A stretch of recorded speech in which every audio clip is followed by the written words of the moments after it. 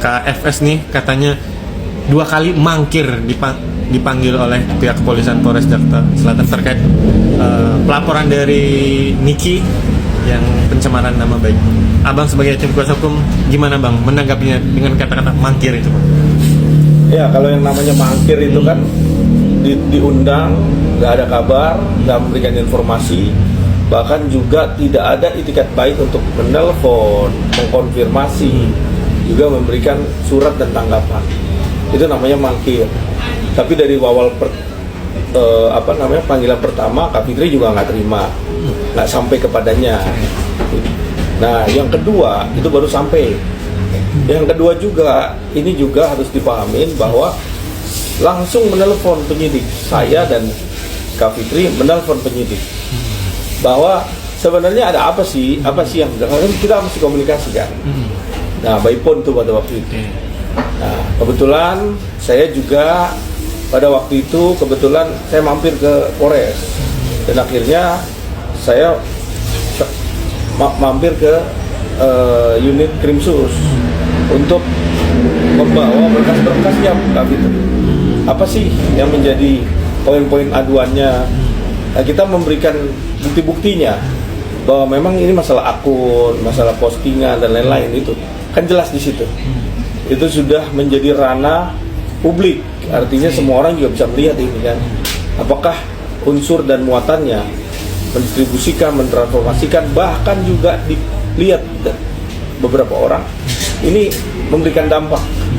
Nah, siapakah yang melakukan itu? Kan itu poinnya. Kalau memang Kak Fitri, ya Kak Fitri bertanggung jawab semua. Tapi kan begitu saya kasih lihat dan akunnya, nah memang akunnya bukan akun Kak Fitri, ada yang membuat akun palsu atau akun fake gitu.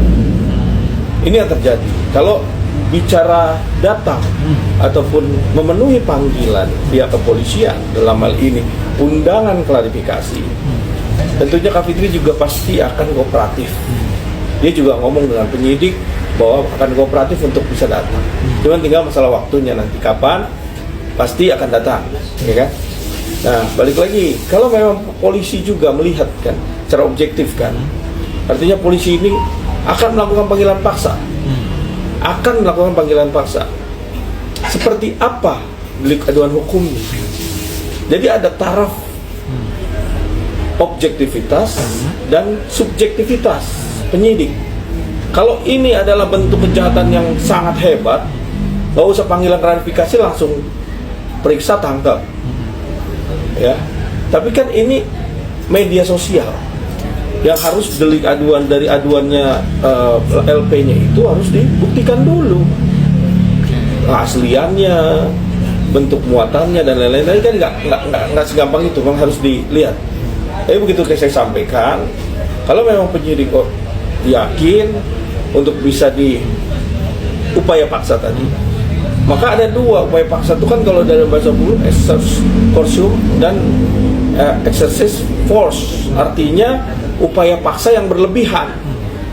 Upaya paksa berlebihan itu artinya melampaui batas daripada undang-undang. Polisi juga pasti melihat secara netral atau objektif ya, gitu.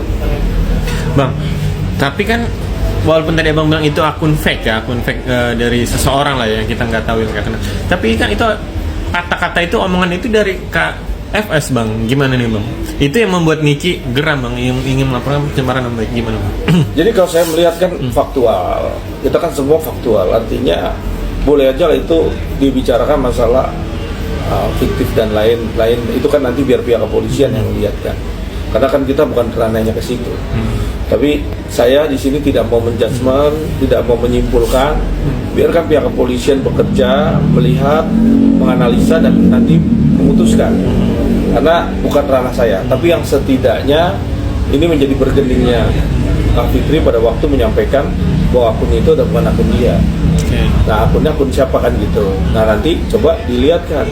Tapi secara garis besar, Kak Fitri sudah menyerahkan semua bukti-bukti ke saya, ya, baik itu bukti rekaman atau bukti postingan-postingan, semua tuh udah diserahkan ke saya. Bahkan semua yang dituduhkan ataupun disangkakan itu kan udah ada muatan-muatannya, jelas di sini Nah itu yang disampaikan ke pihak kepolisian. Kemudian nanti pada waktu pemeriksaan Kak Fitri akan dibuka juga semuanya, nanti biar kita sama-sama melihat. Berarti yang kata-kata yang pencemaran nama baik ke Niki itu abang bener tahu itu sudah ada di Ya, kalau bukti-buktinya Kak Fitri udah, kita kan harus berimbang dong. Jangan bilang dari klien saya aja, tapi dari pihak pelapor juga berimbang. Biarkan polisi, kan saya nggak tahu seperti apa poin-poinnya. Karena kalau yang namanya bentuk akun itu ya sangat penting akun, karena akunnya itu jelas bukan akunnya Kak Fitri yang dimaksud itu, gitu loh. Tinggal bagaimana kita melihat apakah akun yang dimaksud itu bisa diselidiki oleh pihak kepolisian. Siapa yang membuat akun itu, siapa yang, kan gampang. Sekarang kan alatnya lebih canggih. Nah, Bang, saat pemanggilan, berarti kan pemanggilan kedua kemarin, alasannya Kak Fitri tidak datang apa, Bang? Ngomong abang sebagai tim kuasa hukum mewakili. Yang pertama pada waktu kemarin dia mau datang, cuman ada kesibukan lain. Yang kedua, dia melihat bahwa kasus ini terlalu di Over. iya, atau dipaksakan. Ya, menurut Kak Fitri, karena ini jelas-jelas bukan akun dia dan dia juga bisa. Nah, polisi juga tidak akan menelaah juga nih. Apakah kasus ini akan dilanjutkan ya gitu. Kalau memang kasus ini dia lihat memang sudah garis besarnya bukan akun dia, lalu mau apa lagi mau diteruskan? Ya cepat-cepat dihentikan aja kalau seperti itu. SP3. Tapi kalau dia di SP2 lidik ya. Tapi kalau memang belum yakin polisi ini, ya ada keyakinan, ada ketidakyakinan kan gitu. Kalau tidak yakin ya lanjutkan proses sidik. Kalau itu yakin pelakunya, yakin ini tindak pidana yang dimaksud, yakin semua aduan-aduan dan unsur-unsurnya jelas, maka lanjutkan proses sidik. Jadi di Pro Justia ini proses penyidikan lebih kepada pengembangan dan lebih spesifik. Jadi nggak bisa dilihat dari sebelah mata aja untuk bisa lihat. Tapi kalau polisi kan mempunyai ini cara bagaimana dia menentukan bahwa tindak pidana ini lanjut apa enggak ya. Nah, berarti nextnya akan ada pemanggilan ketiga kan? Dan Kak Fitri akan datang dipastikan. Bisa datang aja, bisa datang di panggilan ketiga, atau mungkin kalau polisi yakin ini tindak pidana lanjutkan proses sidik, gitu kan. Semua di mata hukum sama, equality before the law. Jadi nggak ada perbedaannya, nggak ada sama sekali semua orang yang dikasih privilege di dalam hukum, tidak ada. Tapi ingat bahwa fakta dan bukti harus sejajar. Jangan katanya, tapi faktanya. Jadi kalau ngomong kata ataupun omongan-omongan itu nggak akan bisa dijadikan alat bukti di dalam proses hukum. Itu nggak ada nilainya. Ibaratnya kalau orang ngomong aja, tapi nggak ada buktinya, nah itu sama aja nilainya 0 kalau di dalam hukum. 0 tandanya nothing, tidak ada. Bang, tapi kan kata Bang kalau biasa kan kalau pemanggilan ketiga nggak datang akan dijemput paksa. Biasa gitu kan, Bang? Abang akan pasang badan buat Kak Fitri? Jadi gini, saya berprinsip begini, yang namanya adanya laporan. Polisi juga tidak serta-merta melihat satu apa sih LP-nya, apa sih pasalnya, kan gitu. Kalau ini pasal yang sangat krusial, pasal yang sangat benar-benar ini orang dirugikan, benar-benar ini orang dianiaya dan lain-lain, nah itu kan sangat urgensi. Makanya syarat objektif dan syarat subjektif. Objektifnya adalah polisi harus melihat nih, menelaah nih materialnya, pidananya. Kalau yakin nih bahwa ini masuk ke dalam nilai pidana Undang-Undang IT 311 Undang-Undang IT pasal junto pasal 45, lanjutkan proses sidik.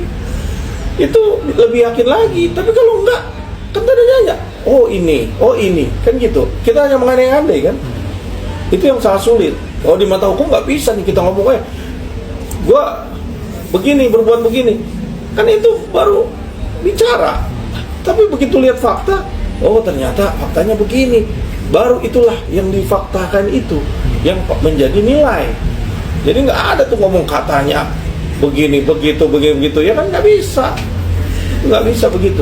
Bang, abang tadi bicara equality before the law. Ada praktisi hukum lain bilang, atau dari sebagian yang lain kayak kemarin ada preskon juga, dari dokter bilang, apa benar